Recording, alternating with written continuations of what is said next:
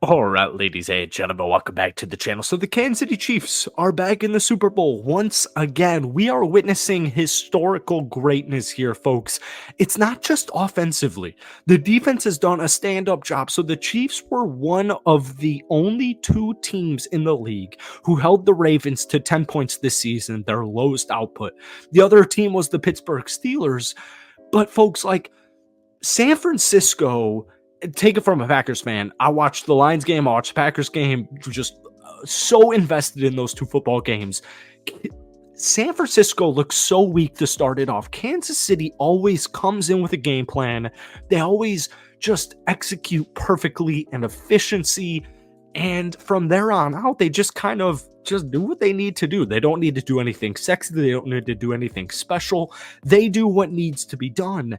And so I absolutely can't wait for the Super Bowl. And it's crazy because I heard this stat line that the Chiefs have allowed 26 rushing touchdowns from a quarterback since 2019. That's the most in the National Football League. And obviously, how did that end up? Lamar Jackson, 20 of 37, 272 yards, one touchdown, one interception.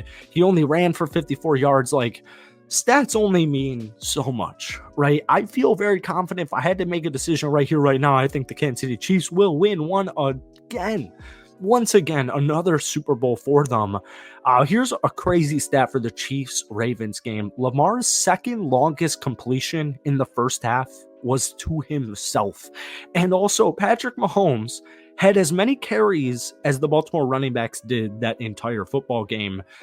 Folks, when we take a look at the Chiefs statistically, throw it out the damn window. We're going to talk about why and everything Kansas City in tonight's video. But before we do, if you guys enjoy it, be sure to hit that like button, hit that sub button for daily NFL content.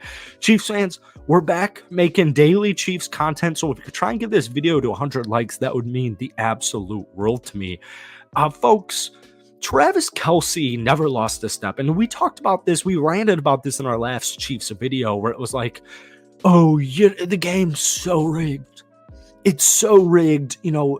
Taylor Swift has accounted for over $330 million for the NFL this season. Like, Roger Goodell is clearly botching these games and rigging them. And I watch it, and I think to myself, we're watching completely different football games.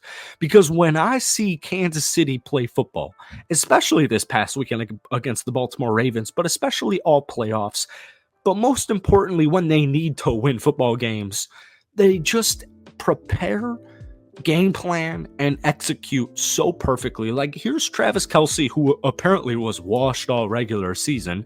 Nobody bought into that. No Chiefs fan ever bought into that at any point in the season, ever.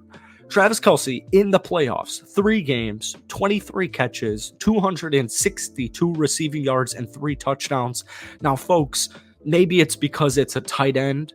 Those are phenomenal statistics. Travis Kelce's coming off a game where he caught 11 balls for 116 yards and a touchdown. I was listening to the Herd earlier this week, and he compared it to a Kellen Winslow performance. And I just think there's such kind of like a disconnect with stats and actual impact in today's era of, like, I'm not even trying to call them casual fans because I'm myself a casual fan. There's such a disconnect between like stats and actual performance. Like, I actually listened to a radio segment on Monday afternoon. Patrick Mahomes, the greatest quarterback of all time. And once again, I'm not even going to talk about that because he's not even 30. Patrick Mahomes isn't even 30. All right. First off, let's just get that out of the way first. I'm listening to on the radio on Monday afternoon. Oh, man. Patrick Mahomes, 30 of 39, 241 yards, 1 touchdown, 0 interceptions. He averaged only 6.2 yards per completion. Can that actually get the job done? And it's just crazy to me that 28-year-old Patrick Mahomes, the dude who's been in the Super Bowl more times than I can count on one freaking hand, it feels like, we're going to nitpick his statistical stats? That's a recipe for failure. If the reason you don't believe Patrick Mahomes and the Kansas City Chiefs can win this Super Bowl against San Francisco, and the reasoning you are giving me is he only threw for 6.2 yards per throw or yards per completion, folks, the writing's on the wall. Kansas City's winning the Super Bowl as far as I'm concerned, but nonetheless, let's briefly talk about this upcoming game against San Francisco. We got like a week and a half to prepare for this game, just like Andy Reid does, which if you're Kyle Shanahan or if you're the 49ers or if you're a 49ers fan, that should absolutely terrify you. Andy Reid has 2 weeks to prepare for a football game, the most important game of the season. Don't feel great about that. Anyways, what they did to Lamar Jackson and the Baltimore Ravens offense. Guys, Lamar Jackson's about to win another MVP. 272 passing yards. Yeah, that seems like a decent stat line. 1 touchdown, 1 interception. The 20-37 completion percentage, that's not great. But if you watched that game, you saw Kansas City's defensive dominance. And to me, that's what's so terrifying about this Kansas City team, not only in this upcoming Super Bowl, but the long-term future. Obviously, they won the Super Bowl last season, but you can sit here and you could try to nitpick Patrick Mahomes. You could try to nitpick Travis Kelce. You can try and tell me that Patrick Mahomes statistically isn't as good as he has been in past seasons.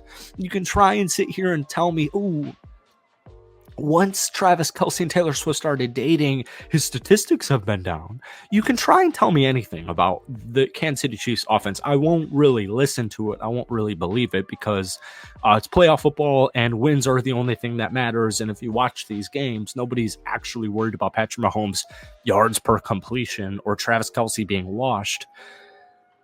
They dominate on the defensive side. And once again, 272 passing yards, 50 plus rushing yards. That's decent, or that's good. Sorry, I'm not trying to take a jab at Lamar. That's good. That's good passing yards. That's good rushing yards for a QB.